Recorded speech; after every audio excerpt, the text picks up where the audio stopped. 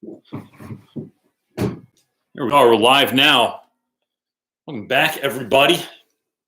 What up, Trace? That first email in there today. Appreciate it. I'm just gonna wait for people to get in here before I get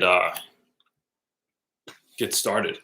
I realized that I didn't post last week to let anyone know that we weren't going to be on here because it was Easter and I was doing Eastery stuff. What's up, Erica? How are you? So yeah, I got some cool stuff to talk about today. And then I'm not getting a view on like if people are on. Like I see the comments, but it's not like show me the view count. It usually lets me know like when to launch off. Oh, yeah. So I know that like the critical mass is here. Oh well, I'll just wait it out and see what's happening. You know what's this is first world problems, but on your Mac when you get like an update on iTunes, it like just keeps jumping, and it's like, dude, I see you. Like I'll take care of you when I have a moment. But what's up, John? Thanks, man. Maisha, thank you very much. Better late than broke. It's always funny to call people on their actual screen names sometimes. What's up? How are you? I see Marley is on here. Hi, Marley. Marley, my daughter, is Mar the Blubberfish. I'm not sure where that name came from, but that is my girl. All right, let's jump in. Ready? Cool, because I have a lot of stuff to do or like to talk about, and I want to like be able to answer as many questions as I can. My beard is coming in. It's making. I have such ADD sometimes that I just like notice a thing and then Now I wonder what it would be like if you went on meds. If I went on ADD meds, it'd probably be. I don't know. Would you be boring then? I don't know. Brody always says it takes his funniness away when he's on meds, which is not true. He's hilarious all the time, but yeah, I don't know. But all right, let's do it. Jake, the podcast guy, you can start chopping it up now. For everyone that doesn't know, first of all, welcome back. I didn't make an announcement last week that I wasn't going to be on last week, and that because Easter kind of like went a little sideways. Like we did this kind of like rogue Easter thing where I've never had to spend an Easter all by myself before, and then we ended up going to my cousin's farm, and my family all stood like very far apart from one another and saw each other.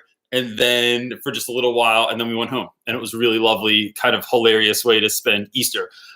If you're new here, right? So just to let you know, so if you've just found us, my name's CJ Reynolds, and I run this channel called Real Rap with Reynolds. And there's a lot here, and there's a lot sort of coming up. But some of that is I make content on YouTube that I wish existed when I started teaching. So you can delve in there. You can delve in on social media, Facebook, Instagram, Twitter, the most. And what else? Oh, I wrote a book that came out 2 days ago called Teach Your Class Off, The Real Rap Guide to Teaching, that I'm really excited about. It's me and my story, my student's story. So we got Kev on the front and Hugs on the front. Two of my students. Cover was designed by my favorite Philly graffiti artist, Aloysius McElwain, who is Cultures and Clothing on Instagram. You can go and follow him, and he just does such great stuff. So real quick, like I'm going to make a video about this, but like if you look at the detail to like people's faces, he doesn't use a stencil. He spray paints freehand, and you can see it on his Instagram. It's unbelievable. Like I couldn't do that if I had a paint by numbers. It would, it would still look like he also has a YouTube channel that he's trying to like get up and running, so you can actually see him do his work, which is really impressive. It's unbelievable, dude. It's so impressive. It's unbelievable. I want to go like witness it at some point. So as soon as we're not quarantined anymore. And then look, if that's not enough, I also do private mentoring. I do speaking with teachers and classes, and I'm doing like some speaking this week online where I'm just Zoom calling into colleges and stuff like that. So that's all there. Here's the idea here. You ask questions, and then me and the whole gang of awesomeness here on the side or underneath, depending on what the kind of device you're on, helps you out, right? So like, don't just look for answers from me, but it is not completely, it's actually likely that someone else is going to speak to your situation as well. And sometimes I don't know the answer at all, and I just throw it out to the gang, and they help me out with this stuff. So we're just going to jump into this. So if you have a question, go ahead and put question and then write it, or write Q and then write it, and then either one of those two things will work. Or you can just write it. We're not going to like not find it, but it just helps it stick out for when the not so secret wife is answering questions. What do you got, dude? We jumping right in? There's not many yet. Okay, cool. Erica Whitechurch is asking, how are y'all coping? We're going crazy homeschool burnout. So Erica, look, I mean, my life it's always crazy, right? Like our life is always like a level of crazy. Our life hasn't changed because we already homeschooled. We were homeschooling. I think the difficulty now is more for us adjusting to you being home in our space all day. Yeah. That's been the hardest for me. Yeah. So I've definitely thrown off the schedule and how things are kind of rolling out. But also I think like our kids can't like go out. So they stay up super late because they're not like getting as much exercise. Like if like I have a very little backyard, trying really not to go anywhere, and to really take that seriously, and only time will tell like if that was necessary or not. Like I don't really know if I can't go in the parking lot across the street or play football in front of the house, but like I'm just trying not to do that. So but I think the most nerve-wracking thing for us is to go food shopping. Food shopping is just like, I feel like I'm in Stranger Things. I'm going into the Upside Down. Like I want to have the suit on and the respirator. Like we were watching Stranger Things with the kids yesterday, season 2, and there's a scene at the end. I'm not ruining anything, where the kids are like walking into the tunnel and they all have like goggles on and like swim goggles on and handkerchiefs over their face. I'm like, oh, it looks like times of quarantine. It's COVID-19. That's what's happening. So overall, I'd say that we're doing pretty good. We've also been really busy, like with the book coming out and doing and posting and commenting back to all that takes an enormous amount of time that you're literally sitting on the couch all day like this, just making sure people are getting what they need, their questions are answered and stuff like that. So overall good. And I'm just eating terribly. No, you know what coronavirus has done in our household? It's made us want to eat like it's a snow day. Food. No, we're not huge on like prepackaged food necessarily. Yeah, like I try to cook a lot, but it's been like we bought mozzarella sticks and like Elio's pizza and like weird random stuff that we don't usually really my day is like a smoothie around 10 o'clock or 11 o'clock and then a salad for lunch and a protein bar, and then I don't eat any more actual food until it's time for dinner. But I've been eating all the food lately. Yeah. Breakfast, lunch, and dinner. That's what Unicorn said. These pants are a little tight. I'm going to be honest with you. Sitting here, it's kind of like you just want to like unbutton your pants so you can just like breathe a little easier. I think we answered this better late than broke. Said, what's the book news? So let's get into that a little bit. Oh, did you have news? One, the book came out and I couldn't be more thrilled about it. And it has like even the pictures came out great inside and stuff like of the boys and stuff like that. I'm just really excited about it. The other thing that we decided to do was do a giveaway. And part of that came out of like, the most it came out of was like, the response to the book has been so good that we just kind of like want to give something back. So we made like 3 prize packs, and then all you have to do is like send us like some kind of copy of your receipt or that you bought it or something like that. And then just send that to my email at realrapwithreynolds@gmail.com. And you just put in the subject line TYCO for teacher class off receipt. And then just send me a proof. And then we're going to pick 3 winners. Next week, we'll announce those on Teacher Talk, on Sunday Night Teacher Talk. And you win like, the first package is like you win mentoring and you win a hand on a stick and you win a bubble microphone, which we had one around here somewhere. Is it back there? You can win a customized bubble microphone and custom stickers that we have done, and our first line of shirts that are ever coming out. So that's what are you getting over there? I don't think people saw this. Oh, these stickers. We got these great stickers made. I still have another one holograms that say "Don't wait to be the teacher you always dreamed of being." And these were designed by my buddy Joe Chavez, who's like an amazing street artist, also turned church designer. Dude, I don't know. He has like this crazy job now. But so super excited about all that stuff. So all you have to do is just shoot us that stuff into my email. Just let me know that you bought the book, and then you'll be put in the drawing for it, and that'll be it. Woohoo! And Edie will compile those. What do you got? White church? Yeah. Erica, they will be eventually. Wait, am I wearing pants without buttons? No, it's like it's like one of those latch things, which is feeling. I thought maybe you put these in laundry without, like with just putting them right in the dryer. Oh, so it means you've gotten fatter. Oh, 100%. Jill Chapman is asking, my workload is embarrassingly light right now. Anybody need a virtual hand? I'm willing to offer a couple of hours a week in any way that I can, especially special ed services. So Jill, that's awesome. So Jill, how can people contact you if they need help? Can they send them, like, I don't know if you want to put your email out there, but maybe if they DM you or something like that. And look, I think really like my workload last week, I had to put in like 2 long days of like grading because the way our school is choosing to do this is you grade on Google Classroom, you comment on Google Classroom, then you grade on, you put your grades in PowerSchool and comment on PowerSchool. But then we have this thing, this like spreadsheet that we have to fill out where you're like, like if someone's not, like you have to like contact home and do all the, like fill in all the boxes of how you contacted and what you said and all this stuff. And like, it's like a lot of work to do that. But that really only took me like 2 difficult days. And then I had very little to do the next 3 days, or the other 3 days of last week, which is good. But I think we're like getting into the space of getting the hang of some of this stuff. And to be honest, I've just been taking I take someone else's lessons that I think would work for my students online, because a lot of my stuff that I do really only works in person.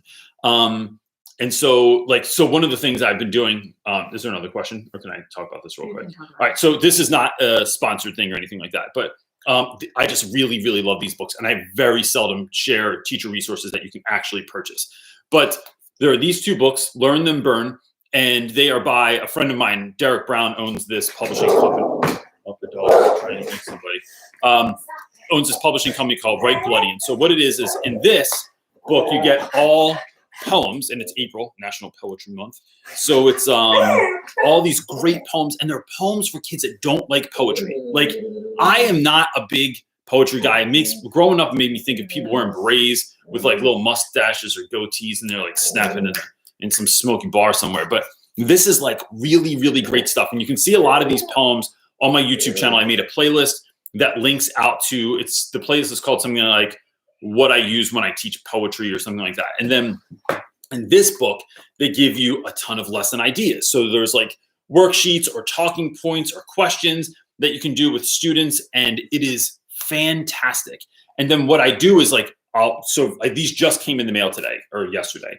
So I'm going to use these, and then I'm going to put them, I'll put my own spin on it. So like whether I make a video for it, or I make an audio file for it, or I do something else with it, but it's a jumping off point. So I'm not recreating the wheel, and I'm covering all my bases in terms of like what I need my students to do, and trying to make it engaging, right? I'm not giving them, Wordsworth or something like that.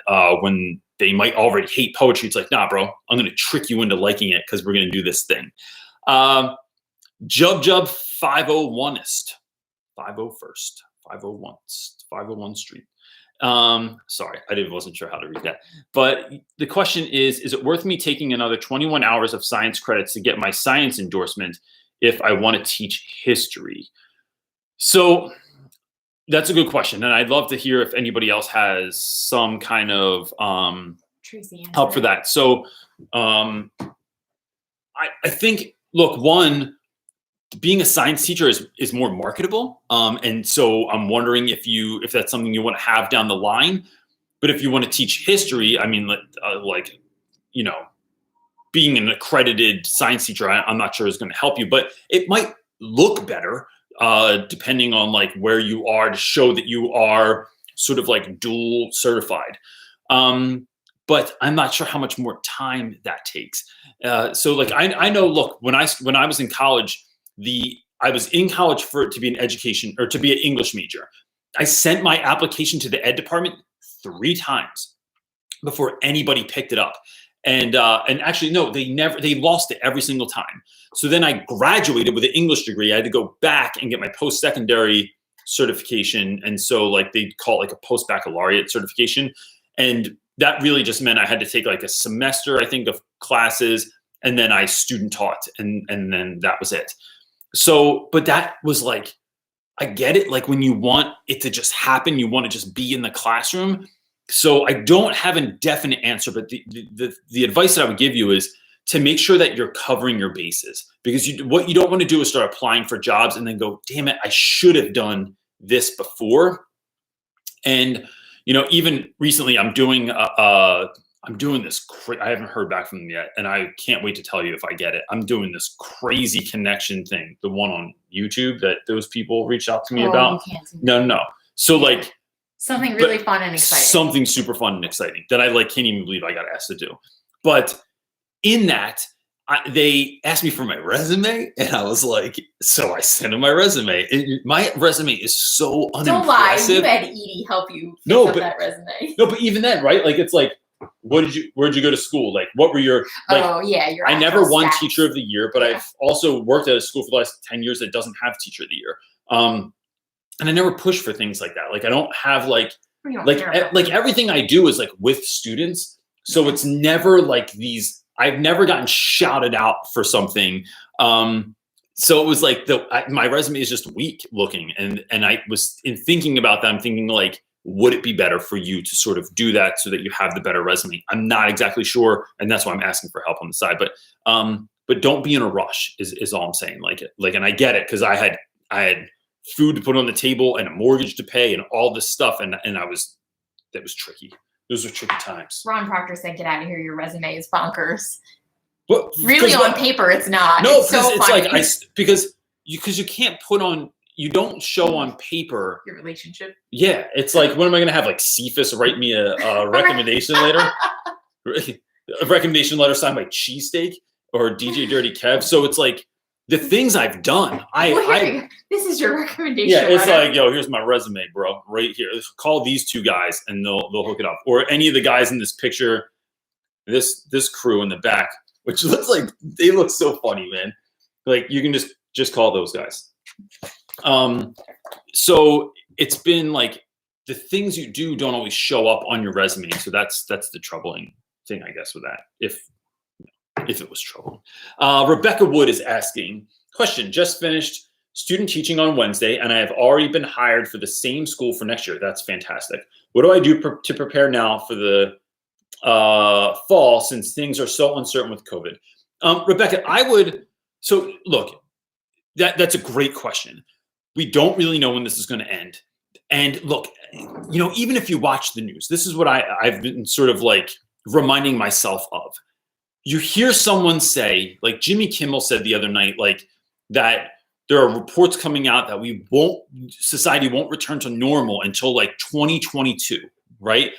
And if I think about next year, and maybe not going back till end of September, October, November, whatever, what is that going to look like next year? I kind of can't think about it too much, because the back end of what every report I've watched says is, we're really uncertain, but it might be like this. And I hate living in speculation. I don't try to speculate about anything anyone ever says. I take them at their word, and that's it. So if I was you, one, I'd start dreaming about, what do you want your classroom to look like? What do you want it to feel like when kids come in? What kind of lessons do you want to create? And so part of me is like, that's still what I'm thinking about. I'm still thinking about, how can I transform my room even more next year to make it more conducive to learning, to make it better for my students, more efficient for me. Like, that's what I'm just getting ready to do.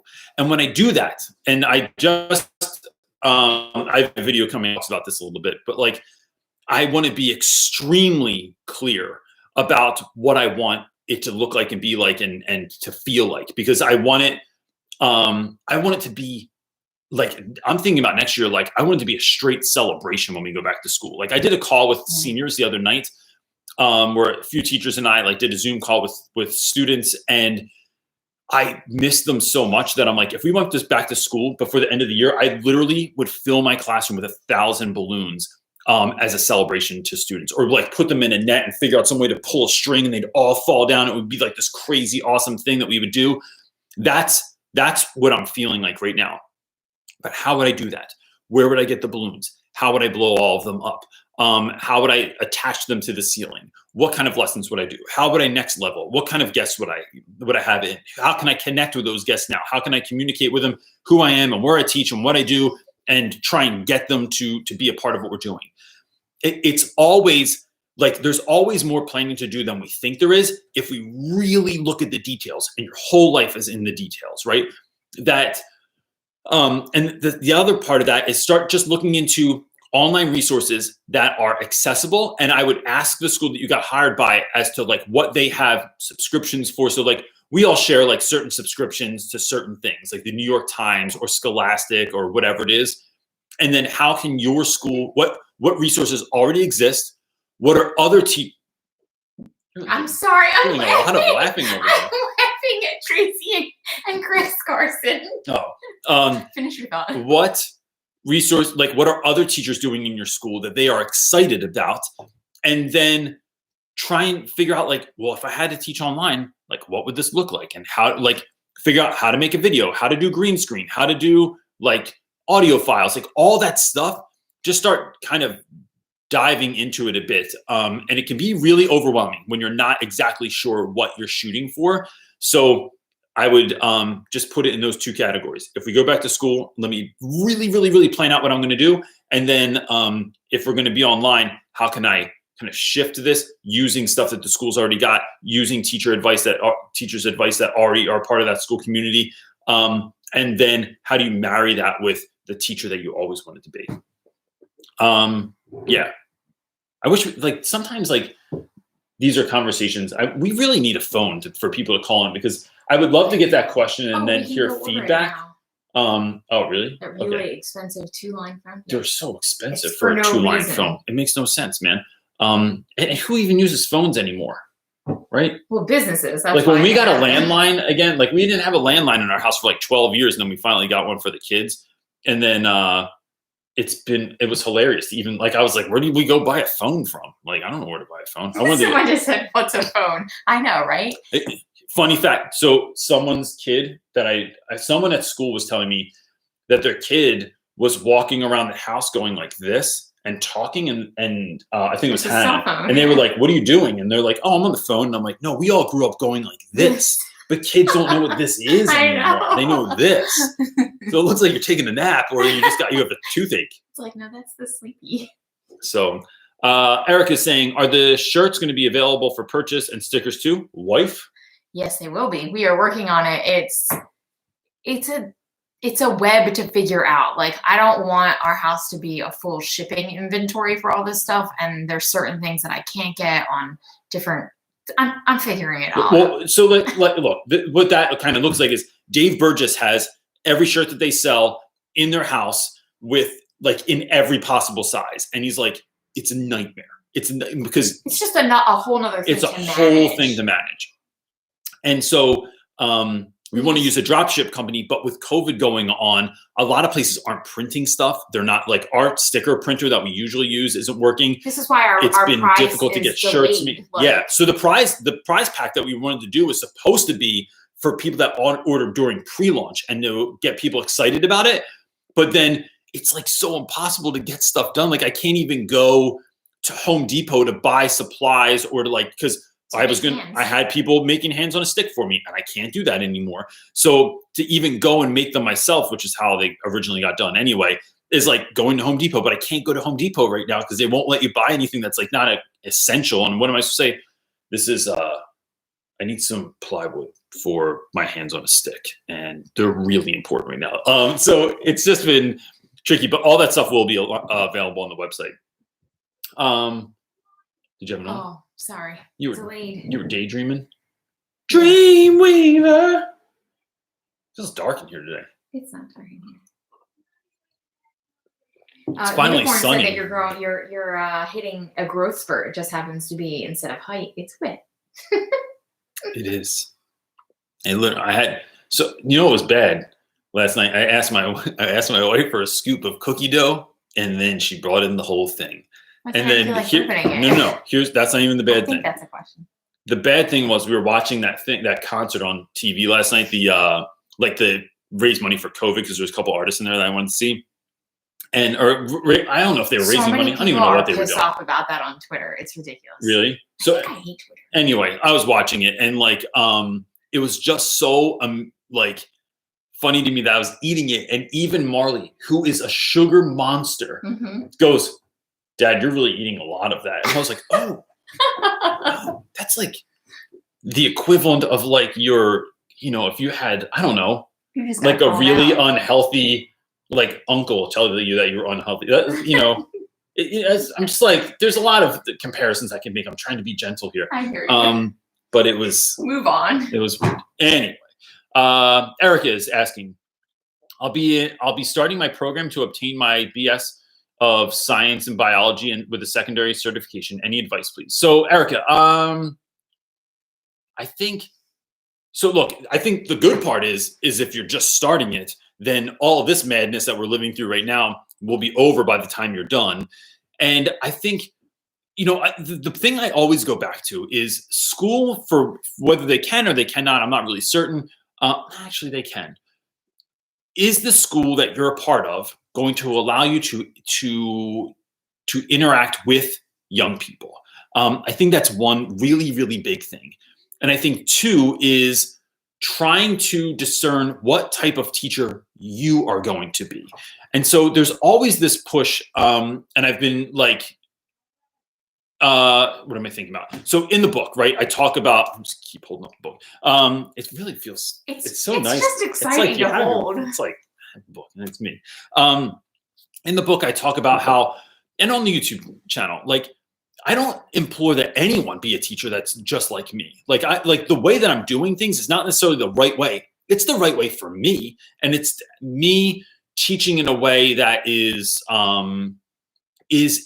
real to me, right? So like there's so even in the book when I talk about my class, the history of hip hop, I didn't start teaching the history of hip hop because I wanted to be down, because I wanted to be cool, or not even necessarily because I wanted to be like anything. It was because that's what my students showed interest in. So I found interest in the things they were interested in. So it's starting to develop that radar of like, where are you wanting to teach? What are the students that you were teaching into, like, or what might they be into, right? There's no real telling until you get there. Because I've had classes, I mean, there's a lot of people that think they know a lot of things about, boys in West Philly, but like when you go in and the kids are listening to literally Bon Jovi and Green Day and Miley Cyrus, it's like, all right, I guess I gotta, crack open the Miley Cyrus file and listen to some of that stuff so I can talk to students about what they like, or watch shows like Steven Universe or Gravity Falls or whatever they're into. It's about getting into that kind of stuff. And so then you marry those two. What are your students interested in, and what is the type of teacher that you want to be? And look, was it Erica? Am I saying the wrong name now? No, that was right. Okay, so Erica, it's really important that you don't read someone's book and then think, damn, that's the only way to be, or damn, I'm not like that, or like I'm really extroverted person. I don't mind making an ass out of myself. I have I'm good at I know what I'm good at. I'm very self-aware about that, and then I execute based on those things. And the worst thing for you to do would be to look at any teacher and think, I can't do that because I'm not like them. Well, what could you do? What pieces could you pull out of that and then build it, like make it up as you go along? And so that's why I would just start thinking about, like, what are you good at? Like, your whole life has been cross-training. Like, how did you grow up? What was your family like? What interests do you have? What do you like? Can you juggle? Are you good with animals? Are you interested in makeup or cars or whatever it is that you're interested in? It's bringing all that stuff to the classroom as well. You're bringing the total package to the classroom, and that is going to empower you to be the best person that you can be for your students. What you got there, buddy? Oh, great question from Chris. Chris, since the book is not on Audible yet, can I just call you to read it to me at night? And then Tracy said we should do a Zoom call with everybody on. I can picture Chris Carson sitting in a chair, relaxing at night, listening to me on speaker, reading the book, and then his wife walking in and being like, what the hell are you doing? I told you he's not your best friend. Yeah. Chris, that's kind of hilarious. It's like, what is that? What's the whatever that relaxing podcasting is that I listen to, that app, and they have bedtime stories. Like Headspace or whatever. Yeah, it's like one of those. It's or Calm, and they have like people will read stories to, and so like Nick Offerman's on there, and he like reads stories. There's a lot of people saying that you should just read it live, and everyone will tune in. Maybe we could just read a chapter live, and that would be really funny. It's Oh, that is hilarious. Reading with Reynolds. Chris Carson has a way better voice than I do, though. It would be super soothing for people to listen to Chris Carson read the book. Oh. What you got, bud? John Horton is asking, what do you think about students creating their own podcast as a way of reflectively answering discussion questions? John, I think kids creating podcasts is a great idea in a million ways. And so I never actually made the podcast, but the students and I last year, this bothered me, this angle.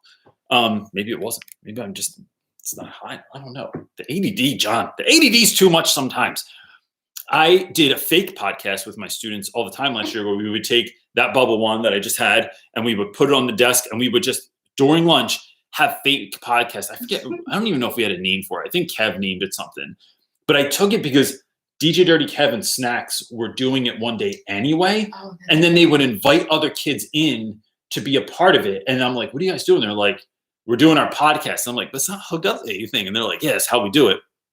But I wasn't, my guys, I mean, they're teenagers, man. So they like curse sometimes, or they like talk about inappropriate stuff, or like, it's like, it was like, and then you have to like, you navigate that with them. You're like, bro, you can't say that. And like, oh, sorry. But like, I didn't want to have to sit there and like listen to a podcast again and like cut all their nonsensey teenagery stuff out.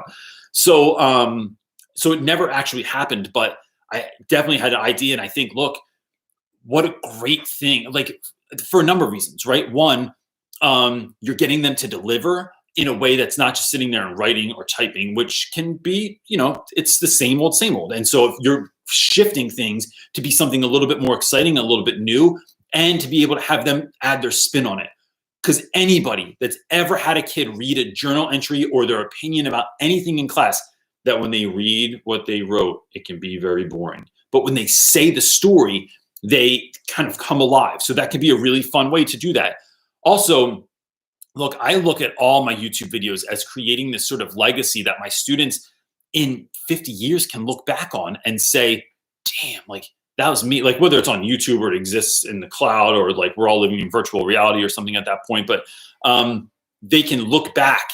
And I just think that would be really fun. I sort of cringe, but I'm sort of excited at the idea of like, it would be so rad if I could go back and look at videos that a teacher that made with me when I was in high school, and someone like Kev or Cheesesteak or Cephas. I mean, there's like hundreds of videos with some of those guys in them at this point, and that's just really, really exciting. So I think that's a great idea, and I think you'll get far more of an ROI. Like right now, if I have a journal entry or if I have a response, I have to say 5-sentence minimum, 8-sentence minimum, 10-sentence minimum, 2 pages, whatever it is. But I think that you would not have as difficult as of a time of getting kids to really like answer something full force if they got to speak to that instead. So that's a great idea. And if you do that, if you could let me know like how it went, and I'd love to hear about like what your experience was with that. What you got? Just a nice comment, but it's that blue profile. That's the next question. Okay, so a nice comment is Michelle is saying, Michelle Roselle. Do I know your mom? If you could just say that real quick. I feel like someone hit me up before and I went to school with your mom when I was younger, because I remember that last name. Anyway, I'm a silent viewer of your channel, but I want to let you know that I'm a huge fan. No, I think she hit me up before and said like that. My mom said that she went to her mom. Yeah, there was someone with that last name that I went to middle school with, and we were friends. And then maybe we went to high school too. I don't remember, because I went to that weird high school. But that was weird to say. But anyway, I'm a huge fan, and thank you. Thank you very much. I really, really appreciate that. Yeah, you like in a way that you couldn't know. So thank you very much. Evolution I gotta stop trying to say people's names because I never win. It's just I can't do it. Evolution is asking advice for starting a class from the initial greeting to when you start. So look, I have a bunch of videos on this, like what I do my first day of class, second day of class, how to start your year. There's even a playlist on my YouTube channel that's like how to have the best year ever, something like that. It's called. Oh, it's a digital class they're doing, Right. but I guess still applies. Yeah, I think. Look, I think even teaching digitally, it is being the teacher you wish you had when you were younger, right? And so I think the importance in that is that students haven't changed much. Like, one of my favorite lines in a song is by not even necessarily one of my favorite people in music, but Billy Joel used to say, he had a line in a song that said, "The good old days weren't always good and tomorrow's not as bad as it seems." And I love that lyric because we all like to look at the old days like they were the best. And when it was like, dude, or kids these days, if you were living in a time with a cell phone when you were younger, your face would be in that cell phone all the time too. You'd be playing just as much video games as they were. But we remember the past with this sort of like romantic look sometimes, right? Not all of us. I definitely do. But, in that, I just think if I had a teacher, and I've talked about this in a ton of videos, where like, if they taught me through the music that I loved, if they taught me through musics that like, and look, there's some movies that are like probably too inappropriate, but like, I'm thinking about like movies that we loved when we were younger, like Billy Madison was like a huge movie for me in high school, or you could have used extras Star out of it, Wars, but not the whole yeah, thing. or Clerks, or like that stuff. Yeah, I know Clerks is really inappropriate, but like it's like if some teacher even let me know that they watched Clerks and they said, "Here's a scene from it, and this is an example of this," I would have done anything that teacher asked me to do. You have automatic buy-in. Like immediately, if you were like, if they even said, "I don't like Pearl Jam, but let's talk about this song," they could. If they referred to the Beastie Boys or Tribe Called Quest or Ren and Stimpy or Beavis and Butthead, like it would have crushed me. So I think that it is one, being really excited. The kids have to know you're stoked. I tell kids every year, "Yo, look, just so you know, I love my job. And I want to do the best job that I can to help you be the best version of yourself." That's my whole game here. Two is, what are you interested in? And then once you learn those things, you start using them in your lessons, not as a way to be cool, because this is where teachers get hung up all the time. They think like, I don't want the kids to think that I'm trying to be cool. You're trying to be relevant, and relevant to your students as they are, not in who you think they are, or what you assume they enjoy. It's actually paying attention to what are your kids watching, listening to what their life has been about, to where they live, to like the cultural relevance, and not just like the cultural relevance that you read about in a book somewhere. It's actually getting to know your kids. And that's just really fun, because then you can share who you are. They're sharing who they are. You're using that in lessons, and they see that you're using all this fun stuff. And so I think that's the two number one things that I would look at, and everything else is secondary to that. Like it is about creating buy-in from students by building relationships, and then that's the best. And so, yeah, kind of the end. Turtle, I saw you on here too, man. I didn't say hi, but Turtle was in here putting his turtle emojis. Turtle was my student last year. His last name's Terrell, so we call him Turtle. And I miss making fun of you in the hallway, man. That's kind of our relationship, me and Turtle. We just like bust on one another in this kind of fun, ridiculous way. And to an extent where like teachers are like, "Did you really just say that to him?" And I'm like, "Oh yeah, that's our thing. Like this is what we do is like tease each other all the time." And look, let's talk about that for a second, right? I think that's a good point, because I don't want to just leave it there and have people think they can just make fun of kids. I think, and Turtle, I don't care if you're on here, I'm going to talk about it anyway. Everybody wants to be loved. Everybody wants attention. They just don't want it in the way that you want to give it all the time, right? So some kids can't deal with hugs, or "I'm really proud of you," or "Hey man, I'm really glad that you're here and I think that you're a really great person." I think it's about giving kids attention. It's about, and not to make it sound romantic or something, but like it's about learning what someone's love language is. So does that look like I know my guy Rufo, who's a good friend of mine at school. Rufo is always like roughhousing with kids. Like he'll like play fight with them or like just mess around with. He's also a football coach. So it's like this kind of like rough play or like I don't know. They're just like bros.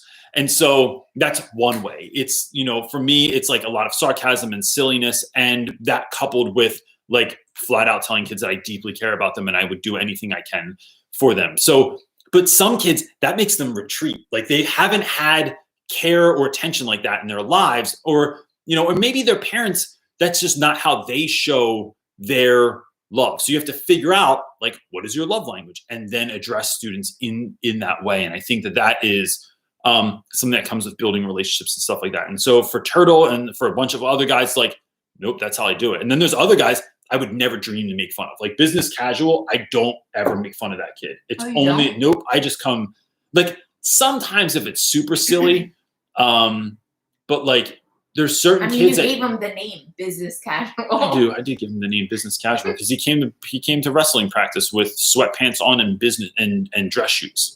Business casual. So but like, yeah, it's just like it's having a radar for when and when not to do certain Tracy stuff. just made a good point last time. Some kids have learned showing love is a sign of weakness. Absolutely. And so what you're doing is you are figuring out the best way to help kids to know that they are worth something, that they are worth the time and energy that you're expelling upon them, that their story is important, that they are important, that you see them. And so some kids I can go up and give a big hug to and say, what's up? And they want to do the high five or the fist bump or shake hands or whatever. And then other kids, it's like, I have students in the hallway that are like, I put the eyeball stickers on and I go, I got my eye on you. And that's all they can kind of handle. Like, that's enough. Or I put like, I can't publicly say in class, like, that, hey, you're doing a really great job and I appreciate you. And I see what you're doing. I see the hard work. Instead, I write it on a Post-it note and I put it on their desk. And so that it's like this quiet way of sort of like shouting them out, because it's not the same for everyone. And it has to be about how students need something, not about how you can't just say like, well, I'm a loud person and this is how I do things. You have to say it and do it in a way that is going to make students feel that love, right? Like, you know, so don't give surprise parties to people that don't like surprise parties. Unless it's Cho, and then do it anyway because it'll be worth it. Kari Bell is asking, what types of community building activities do you have your students? Can you have students do over Zoom? Look, one of my favorite things that we ever did is we do this thing called Summit at our school where we'll bring like the whole 9th grade together. And we used to do it in a way where, I forget what we called it, but it was essentially like you would shout someone out. So like maybe teachers would say, hey, this week, I just want to say that I saw this person do this thing in class, or I've been noticing them like getting their work in better, or like helping a teacher out, or I saw them like stand up for their brother, like in front of the school or whatever it was. But it was a way in which you weren't just shouting. Like certain kids just get shouted out because there's awards or there's, you know, you're great at basketball or something like that. But this was a way to make invisible kids visible, or to take kids that were used to just getting in trouble all the time and saying, yo, I saw like this dude do this thing this week. And you're shouting out a kid that's never gets shouted out and in a public place, right? So this is a big deal. And then students would do it to teachers. And it was this great thing to go back and forth. We also used to do it in a way where you could write it anonymously. And my friend Therese made these little pieces of paper. I'm certain there's some kind of way you can do this online, but like certain pieces of paper that looked like bricks. And you would write it on a brick, like something that you saw someone do anonymously, like, hey, saw Turtle help Miss Ferry out this morning, like unload her car with new supplies or whatever it is. And then we had like this brick wall that we created in the hallway, and because all these things just kept getting added on there. And I just thought that was such a great way, because as you were standing in the hallway, you're just looking at the wall and you're like, damn, like this is like, that's something I did. I didn't even know anyone noticed that I did it. And I just think that's a really great way to do it as well. So what does everybody else think about that? What are ways that you can help build community with your students online? I think, for me, it's genuinely showing interest. And on my call that I did on Friday with Cho and a bunch of other teachers, it was like just seeing what kids are up to and just letting them know, like, man, I miss you. I wish we could be in school together, and just showing care, I think is a big deal. But I'd love to see what everybody else is kind of thinking about that. Jenny is asking, do you see or hear from Dougie Fresh's song on COVID? No. Dougie Fresh has another song besides Lottie Dottie, He Came to Potty. Sound like you said. It did sound like I said that, but that's how Slick Rick says it. I heard, first of all, I heard Dougie Fresh. This is brilliant. I don't know where I just heard this. I think Questlove was telling the story, or somebody, I forget. But when Dougie Fresh would do that song, so Dougie Fresh did the beat. He did the beatboxing piece of that song, and then Slick Rick raps over top of it. So when he would go in concert and do it, he would just start beatboxing it, and the whole crowd would just in sync sing all the words to the song. So he could do both things. And I just thought that was friggin' brilliant, man. But I have not seen that. I'll have to go check it out. Andrew Powell is asking, what challenges do you foresee when school starts back in the fall? Andrew, I think, I'm not sure, because I'm not sure how long this lasts.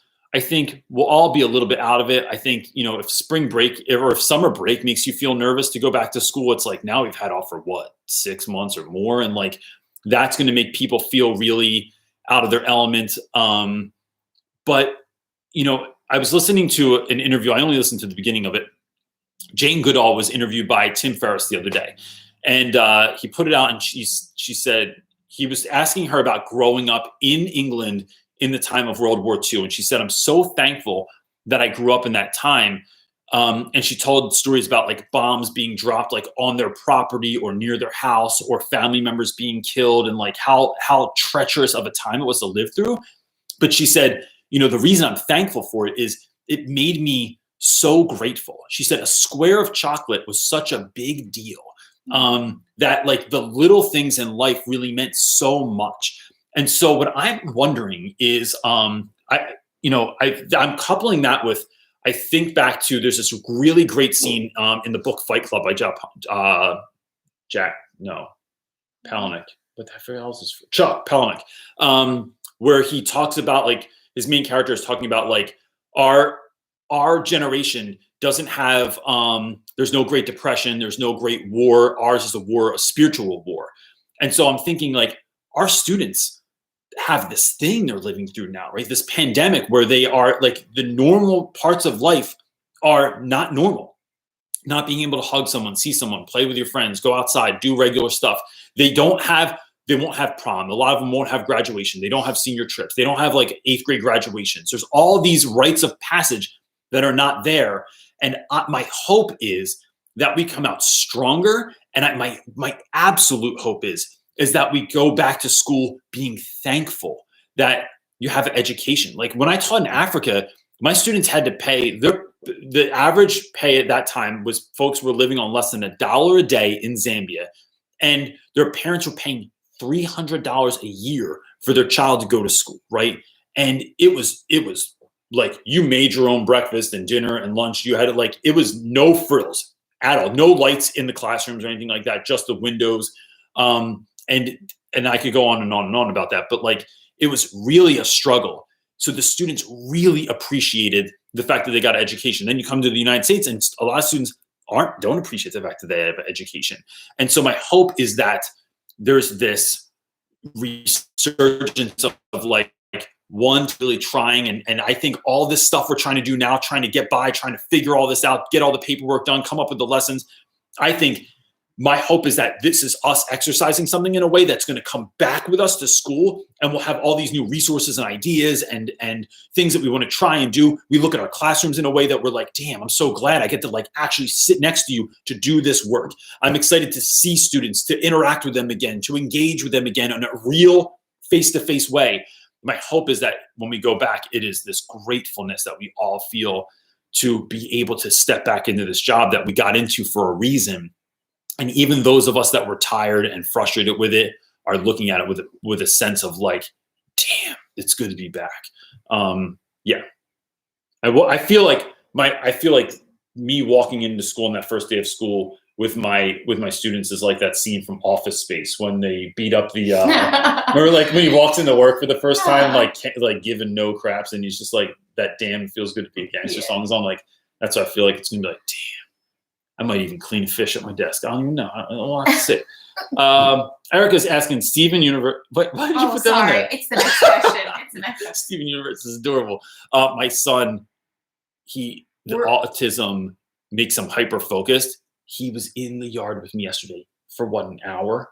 I know everything now about Steven Universe and Peridot. But that, because he loves Peridot. Dude, that skill though definitely comes from school, and even dealing with some of Brody's like his idiosyncrasies.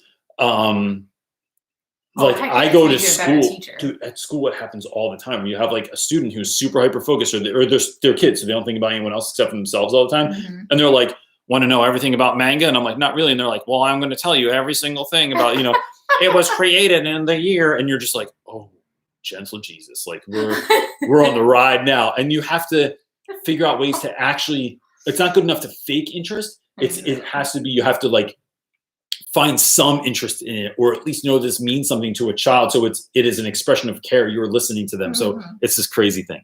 Anna is asking, do you know anything about the process for being certified to teach AP classes? I don't, and here's why. Because when you teach in schools like I've taught in, I don't know that we follow any regular processes. I'm not really sure. Like there's like emergency certifications all over the place. And it's like you are on a ship that we're all just trying to make it get to the destination. And it's like, if you have to take the wheel sometimes, even though you were swabbing the deck 2 seconds ago, and then the next minute you're cooking a meal, and then the next minute you're trying to figure out how the hell to make the anchor go down. We're doing all the things all the time. And that's kind of how we roll. I think, so I'm going to throw it out to all of you. So those of you in the comments, do you know what the process is like to become an AP teacher? Like, is there something somewhere that you have to go? Is there a certain certification that you have to get? And like, what does that look like? And is it expensive? Like, what does that look like for you? What's the girl that Marley talks like on Steven Universe? Is that the right show? Am I thinking? No, she talks like the girl from it's not Teen Titans Go. Oh. No. When she says like, I would like a... I can't even think of it now. Yeah, she says all that weird stuff all the time. Where she's just like, are we watching Stranger of the Things? Mm-hmm. Or she'll be like, when are we having mashed potatoes for the dinner? And I'm just like, and then we start going, I don't know that we are of the or whatever, like however the hell we all talk like that. Yeah. It's really hilarious. Yeah. And kind of insane. Like if someone came in our house, they'd be like, what is wrong with all of you? All right, I'm trying to find a question. Go for it, man. So look, while a bunch of people are on here, and I talked about this in the beginning, while we're looking for a question, the book came out 2 days ago. If you pre-ordered the book, or have already ordered the book, or if you buy the book by tomorrow at midnight, we're doing a prize pack giveaway with 3 things, just as a thank you to everyone that's purchased the book, because it's been like overwhelmingly positive review for the most part, except for some people. We don't need to talk about that. So that was weird for me to even do.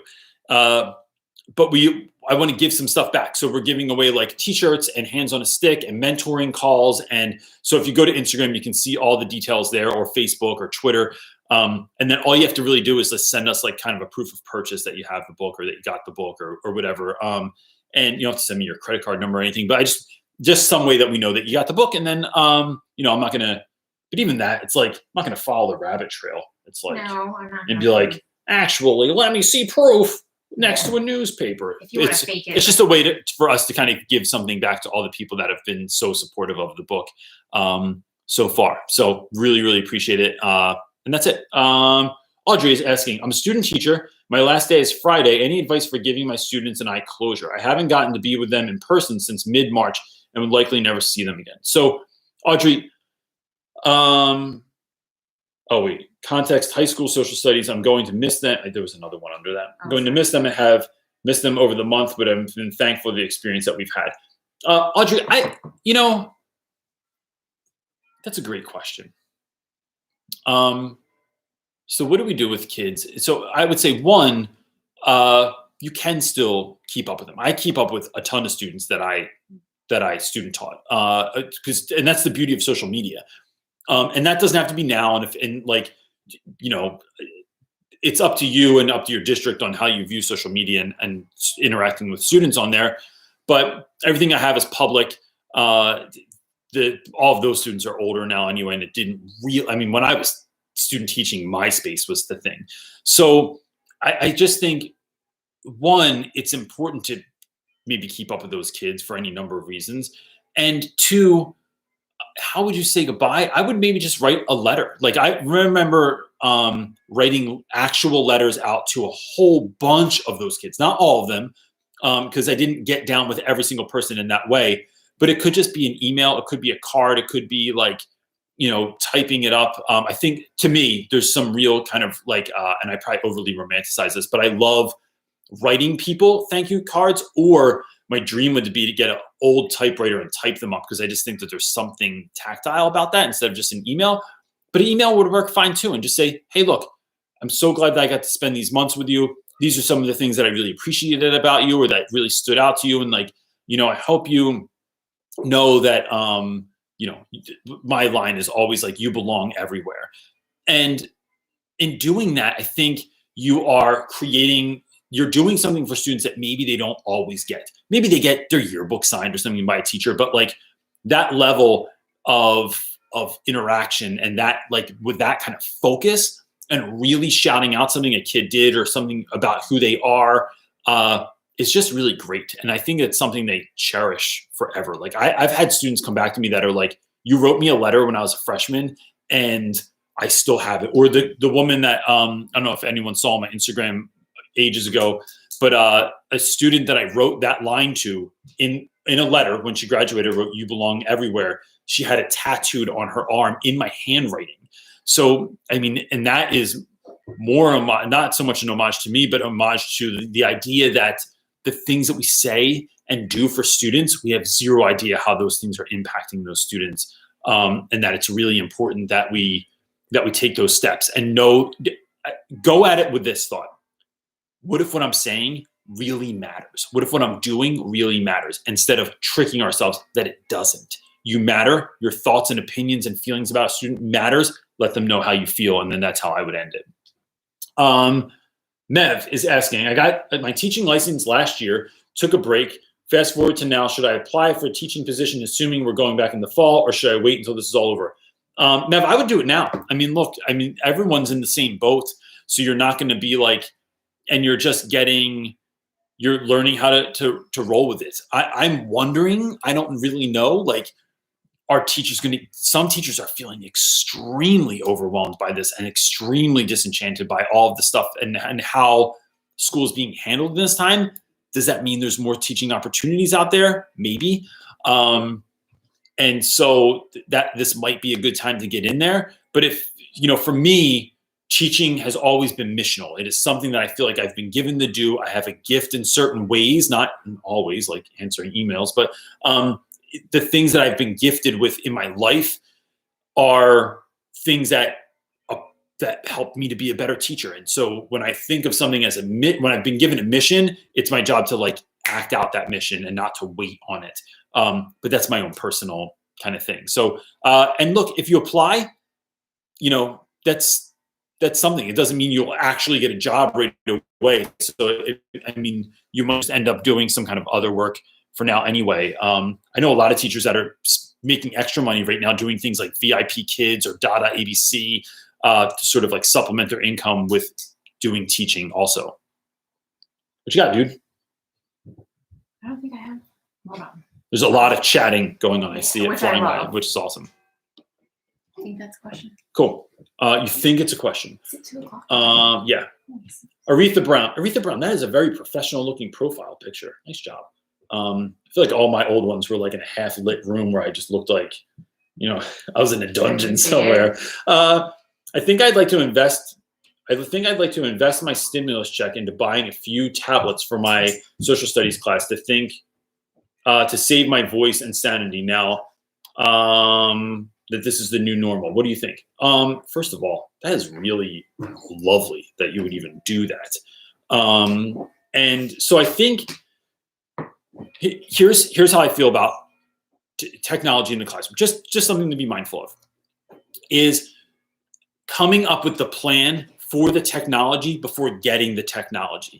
So I was gifted Kindles at one point for my class, and it was really tricky because one, I didn't know how to use a Kindle because I never used one, and two, it was, do I have then I got them and I realized some of my students needed text to speech. So it was I need headphones for them also, right? So that kids could follow along. So I wanted them to be able to read it. I wanted them to be able to listen to it at the same time for these certain students. And I didn't have that piece. So then all of a sudden it was 6 kids listening to different stories. And then all of the ADHD kids like me were like, this is too much. There's 75 things going on at the same time. So it's making sure that you can get the programs, making sure that you know how to use that stuff, just something to be mindful of. And instead of, I think it is totally let's just shout you out for a moment that you would even spend your own money on something like that to give to students. I think that's huge. And I think most of us as teachers are called to do that on some level, but that's really lovely. The other thing is, have you considered doing a donors choose first? And the reason I suggest that is, my friend Jen Jones says that all teachers should always have 3 things on donors choose at any given time, because every once in a while, some gazillionaire goes in there and just pays for all of it, or just pays for a whole bunch of them. And then that allows you to spend that money on other things that might help you or help your students. So I think Donors Choose is a good move for that. I'm not in any way affiliated with Donors Choose. I've never done a brand deal with them or anything. But I just think that when I think of Donors Choose like that, it really becomes very, very interesting to me. But I think that is an awesome idea to do for your students. Look, anything we do for kids is a good idea if it's going to benefit the kids. So thank you a lot for doing that. Deanna Owens is asking, I teach freshman seminar course. It helps freshmen acclimate into high school. We have the same thing. Looking for fresh and fun ideas, activities, need fun things to keep kids interested. Oh gosh. So the question becomes, how are we doing that online potentially also? I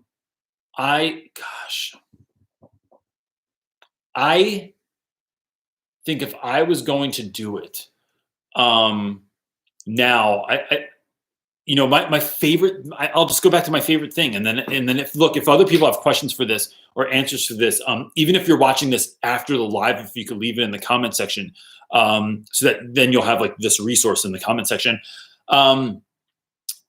I love the life map thing that I do every year. I think it's one of the best ideas that I don't even know if I came up with it. I might have stolen it from someone else and just tweaked it, which is what I do a lot of times. But it is 10 moments in your life from birth until now, and the events that made you into the human being you are. Good, bad, and the pretty stuff, the ugly stuff, all of it. And that is a way to learn about your students in a way that you never would. It would maybe take months or years to get to some of that stuff. And it's a good thing to have that, when kids make slides, so if they make 10 slides and it talks about when they were born, where they lived, where they moved, that someone passed away in their life, that they won a championship, that they got bullied when they were in 6th grade, whatever it is, kids will tell you all kinds of stuff in there. And then it's a good thing to be able to refer back to. So if you're having an issue with a student, you can look back on this. And for some reason, I have more success with that than I do with those who are you kind of sheets, which I have those also. Those are available for free on my website on realrapwithreynolds.com. But I have more honesty and realness come through in the PowerPoint than I do in the worksheets. And it also helps kids learn about one another too. So they can find other dudes that are the same kind of kid that they are, into the same things that they're into.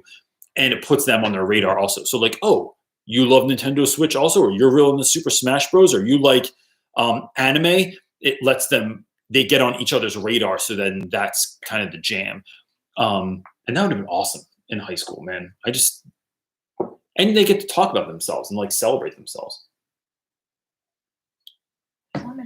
What you got? So what am I looking at? Oh, Taylor. Oh, yeah. Question. I'm a student teacher right now. What is the best way to go about helping your mentor teacher teach virtually when they want to do everything? That's a great question. So Taylor, I had someone hit me up recently that said they were at para in a classroom and the lead teacher didn't want them to do anything. Like they wouldn't let them do anything. And so I think it is, what I would do is if you have access to grade books or records, I would look for the kids that are struggling the most. Look for the kids that are flying under the radar, that don't talk very much, that don't do very much, that are handing in work. And I guess I would ask for permission, or I would just let them know, like float it by them and say, hey, look, I'm thinking of reaching out to these 5 students this week and really making a push to help them engage with class, to do better, to check in on how they're doing. And that's a job that there's never enough time for every teacher to do. There might be enough time for that teacher to write lesson plans and post them and do all the things that they got to do that like are sort of legal or job related requirements, but there's never enough time to be one-on-one with every single student. And to be honest, no matter how small your classes are, I think even if you had 5 kids in a special and contained room, I don't know that there's enough time for each child ever. So it's identifying who those kids are that you think might best benefit, and then showing your worth through that in a sense, right? So that when the teacher hopefully sees that connected teacher that you're with at the school sees the benefit in you doing that, that might be something that they're like, oh, you're doing a great job. Could you help them with this? Could you also do this? Could you maybe, these several students are having a hard time. Maybe you reach out to them. And then, dude, the best part of that is you're really just getting to teach. It's not all the other stuff that you have to do, which is, you have to learn how to do also in balance, but you're getting to just do one-on-one time on a Zoom call, on a phone call, FaceTime, Google Hangout, whatever, with a student. And that is some really good stuff to be able to do there. So that's what I think I would spend my time doing. It is creating a job for yourself and not just asking for a job, which is what I hear a lot of what's happening. And to be honest, I'm having a hard time with this also. Like with my co-teacher, it's hard for me to come up with things for them to do when it's just such a tricky space right now. So it's like finding the thing for you to do is probably just making it easier on your teacher as well. What you got? Oh, I think this is our last one.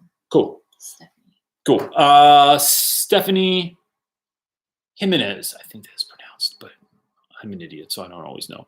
Stephanie is asking, question, how's gardening going? This is a great question. My peace lily that I used in my classroom is struggling to have a new habitat in the life or in my house, and I'm trying desperately to keep it alive. Stephanie, I love gardening so much. People don't even know. I'm going down my mother-in-law's like even today because I've ran out of stuff to do in my yard and to go work on her yard today. Because to me, it's like takes me out of my house. I'm getting vitamin D. I'm being out in the sunshine. I'm getting to see I love the patience that it brings. I love the smell of dirt. I love everything about it. And so I spent all day yesterday, and it was not a nice day outside.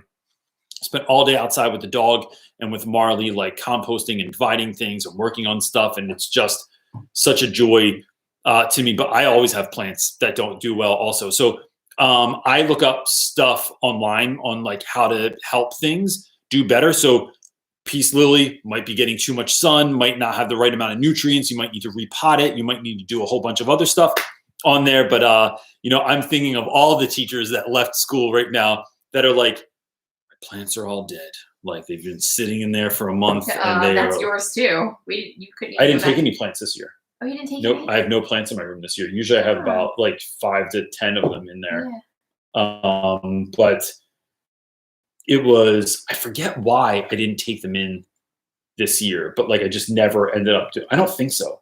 I might go back to some dead ass plant. But that's why I think teachers should just have succulents in their rooms anyway. And then they probably go back and they love it anyway because they were giving it too much attention when, succulents like neglect. They like you to. They're I don't like, know. I can still kill a succulent. I do not have the same green thumb that you have. Yeah, I'm not as good at houseplants though as I am with indoor plants. So look, gang. Before we go, real quick, I just want to remind you to go on Instagram, Facebook, Twitter. You can. If all you have to do is send us a proof of purchase that you got the book, and then we want to gift you with something, put your name into a drawing. There's some really great stuff that we're giving out, like t-shirts, hands on a stick, bubble microphones, like all stuff for my videos. Teacher class off t-shirts that are original, like custom made with graffiti art on them, and they're gonna be dope. And so, these don't have graffiti art; they just have the title. Oh, but that's still it's graffiti. Oh. And you can get the book on Amazon and Barnes & Noble now. Listen, also, this would mean the world to me, right? I forgot to mention this. If you could please leave a review on Amazon for the book, it helps to push the book so people know about it. And more than anything, I want people to buy the book and to gift the book to people and to buy it for their friends and to buy it for their schools, because I think that it's really like YouTube. I really just think that it gives people hope. I think it could help them out in some really real and practical ways. And that is my hope for the book. No one ever became a millionaire off of making a book unless you're J.K. Rowling. But I want more than anything to get in the hands of people that are going to be able to use this time, especially in quarantine, to grow, to become the teacher that they always dreamed of being. And that is my hope for the book, is that would bless them in that way. Yeah, so you can find all that stuff if you just follow us on Facebook and Instagram and Twitter and all that stuff at Real Rap with Reynolds on all those platforms. And that's it, gang. We will be back next week because there's no holidays next week, like last week when I forgot to tell everyone, but it was Easter, and then I don't know what happened. Cool. Anything else? That's it. That's it, gang. Peace. You want to wave to everyone real quick? Super secret wife wave. Hitting all the buttons and takes real long to sign.